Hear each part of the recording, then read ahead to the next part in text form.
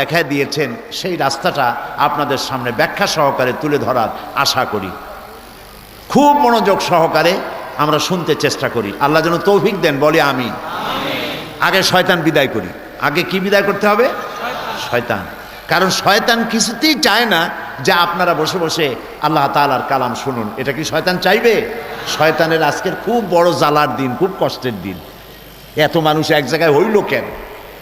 নবী করিম সাল্লাল্লাহু আলাইহি ওয়াসাল্লাম বলেছেন, আরাফাতের দিন, ইয়াউমে আরাফা, 9 জিলহজ তারিখে শয়তানরে আমি এত খারাপ সূরতে দেখছি, এত খারাপ সূরতে কখনো দেখি নাই। শয়তান তো এমনি শয়তানের মতো আরো বৎসরাত হয়ে যায় আরাফাতের ময়দানে। কেন? এই জন্য আল্লাহ তাআলা এই যে লক্ষ লক্ষ মানুষ সবাইকে মাফ করে দেবে, তাহলে এই শয়তান হয়ে লাভ হইল কি? এইটা হলো তার মনের কষ্ট।